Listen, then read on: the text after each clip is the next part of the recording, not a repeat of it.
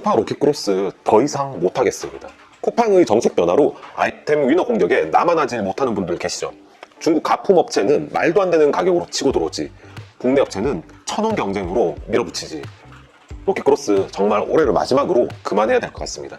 지난 1년 동안 쿠팡 로켓크로스 하라고 장려했던 제가 왜 이제 그만하자고 얘기할 수밖에 없는지, 그럼 2026년에는 브랜드 판매를 어떤 형태로 할지에 대해서 제 생각 정리해서 얘기해 드리겠습니다. 2026년에 인생 바꾸고 싶으신 분들은 제 이야기 끝까지 들어주시고요. 구독, 좋아요, 알람 부탁드립니다. 안녕하세요, 쇼팡입니다. 올 상반기에 쿠팡이 저 같은 브랜드 로켓크로스 셀러들에게 사형 선고를 내렸습니다. 앞으로 더 이상 로켓크로스로 브랜드 팔 생각하지 말라는 거예요. 이건 예전에도 한번 제가 정리해서 알려드렸는데 다시 한번 정리해 드릴게요. 우선 저 같은 브랜드 판매자들은 항상 방어 수단이 필요했습니다. 왜냐, 내 브랜드가 아니라 남의 브랜드 상품을 파니까요. 자, 예를 들어서 나이키 에어포스 상품을 판다고 해볼게요. 근데 이 상품 쇼팡 에어포스라면 저 혼자 팔 수 있겠죠. 제가 상표권을 가지고 있으니까요. 근데 나이키니까 제가 상표 소유권자가 아니잖아요. 잘 팔려서 좋지만 반대로 얘기하면 저 말고 다른 경쟁 업체도 얼마든지 같이 팔 수가 있는 거죠.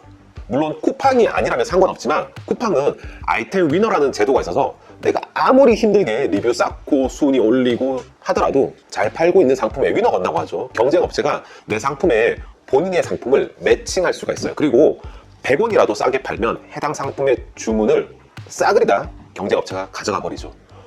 로켓크로스라 죄다 사입해서 쿠팡 창고에 넣어놨는데 순식간에 악몽이 되는 겁니다. 그래서 브랜드 파시는 분들은 대부분 구성품이라든지 사은품에 본인 상표를 넣어서 끼워 팔기를 합니다.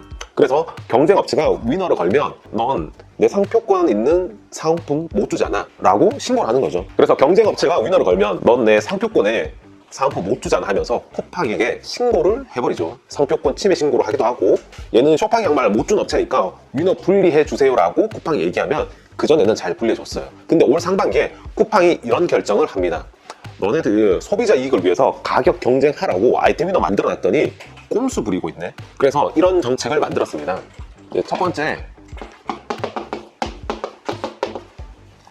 본품이랑 뭐 사은품, 구성품, 브랜드가 동일하지 않으면은 구성품을 만들 수 없다.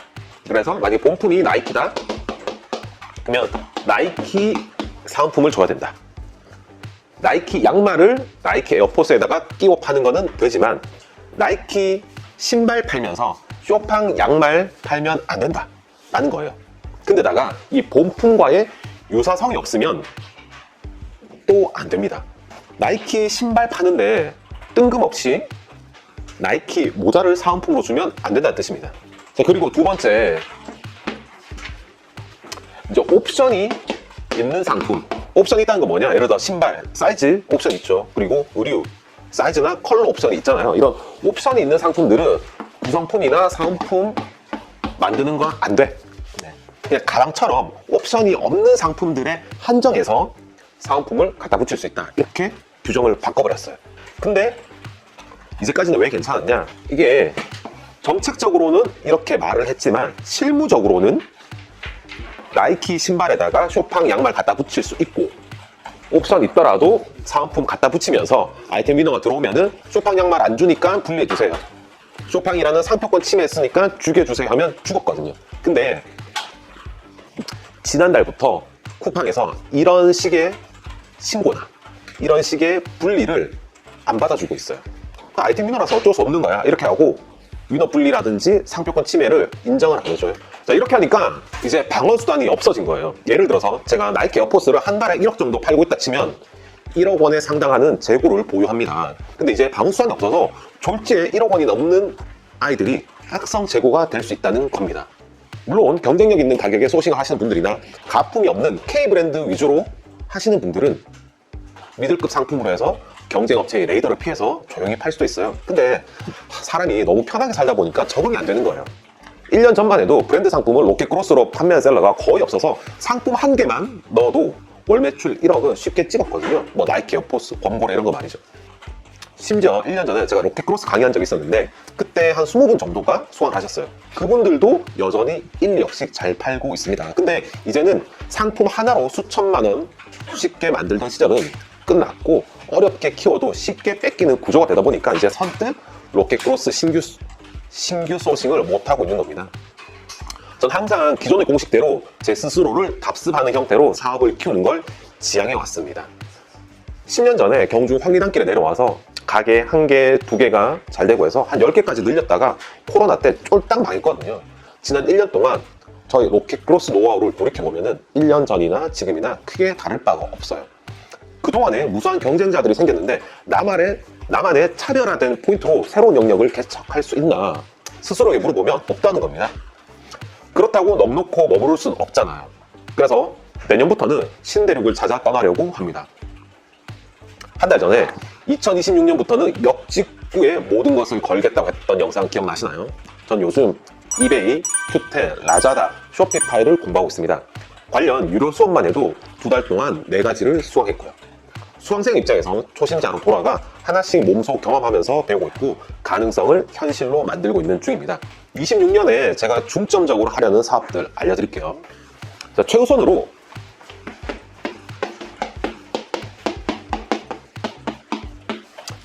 동남아 쇼핑몰 라자다 진출입니다. 최근에 수강생 대표님들과 테스트 중인데요. 1매출 한 300에서 500만원까지 브랜드 판매에 성공했습니다.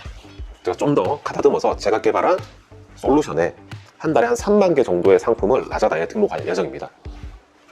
자, 마진율도 부가세 환급 포함해서 한 30% 정도까지 나오더라고요. 수출 지원 사업도 받을 수 있어서 수익률은 더 가파르게 올라갈 예정입니다. 물론 정확히 얘기하면 라자다에 직접 진출은 아니고요. 최근에 G마켓이랑 이제 SSG에서 상품을 등록할 경우에는 연계 쇼핑몰이라고 해서 라자다로 해당 상품을 노출시켜줍니다. 저희도 몰랐어요. 몰랐는데 팔리고 보니까 라자다 주문이라고 해가지고 들어가 보니까 G마켓에 등록된 상품 10만원짜리가 있으면은 걔가 라자다에 한 20만원에 올라가 있더라고요. 뭐 관세라든지 뭐 배송비 이런 게 다 녹아져 있다 보니까 되게 비싸게 올라가져 있음에도 불구하고 잘 팔린다는 겁니다. 전 사실 뭐 동남아라고 해가지고 그 소비력을 구매력을 조금 무시했거든요. 근데 뭐 싱가포르, 말레이시아 아니면은 브루나 이런 데는 꽤 소득 수준이 높더라고요. 그래서 생각보다 잘 팔립니다. 자, 두 번째는 제가 한 달 전 영상에도 언급했던 이베이입니다. 자, 두 번째는 한 달 전에도 언급했던 이베이입니다. 2달 전에 한 50개 정도의 상품을 등록을 해보니까 한 500만 원 정도 되는 매출이 발생했어요. 물론 이제 지난달에 미국에서 갑자기 브랜드 상품 수입에 대한 제재를 가는 바람에 조금 힘들어졌지만 최근에 또 다른 방법으로 해결책을 찾았습니다. 기존에 뭐 링코스라는 배송 대행 업체가 있어서 일반 배송으로 판매를 해왔는데 여러분들의 도움으로 페덱스의 제휴사로 선정되어서 브랜드 수출 활로를 찾았어요. 자, 이것도 제 솔루션에 탑재를 해서 내년부터는 한 달에 한 5,000개의 상품을 등록해 나갈 예정입니다. 자, 마지막으로 쇼피파이입니다. 이거 최근에 제가 스파미 대표님의 쇼피파이 수업을 수강했거든요. 일단은 스파미님께 배운 방식대로 30만 개의 아마존 상품을 쇼피파이에 등록 판매해 볼 예정입니다. 이것도 제 솔루션에 등록할 수 있게끔 테스트 중입니다. 아마존 상품 수집에서 쇼피파이에 올리는 거예요. 우선은 배운 대로 일반 상품을 등록을 할 거고요. 뭐 홈데코라든지 뭐 인테리어 상품들, 일반 노브랜드 상품들을 등록할 거고 어느 정도 0점이 잡히면 브랜드 판매를 시도할 계획입니다. 나머지 아마존, 큐텐, 쇼피, 줌도 도전할 거예요. 그러니까 줌 미팅 말고 유럽의 쇼핑 플랫폼 줌 있거든요. JOOM이라고. 그쪽도 꽤 가능성이 많아 보이더라고요. 자, 그 외에도 그동안은 많이 팔 생각만 했는데 정부 지원 사업에도 많이 입찰할 계획입니다. 간단하게는 수출 바우처, 마케팅 지원 사업, 인건비 지원 사업 등 기존에 놀리고 있던 법인 사업자를 활용해서 나라 돈으로 시골 경주에서 고용 창출 한번 해볼 예정입니다. 자, 그 어떤 때보다 가슴 뛰는 2026년이 될 것 같습니다. 이미 만들어진 사업이 아닌 채워나갈 사업들 2026년에 여러분들께 인사 올리겠습니다. 전 내일부터 사무실 확장 이전에 들어갑니다. 부디 새로운 보금자리에서 설레는 인연들과 설레는 일을 만났으면 합니다. 더 도움되는 영상으로 또 찾아뵙겠습니다. 도전하면 레벨업, 멈추면 셧다운, 쇼팡이었습니다.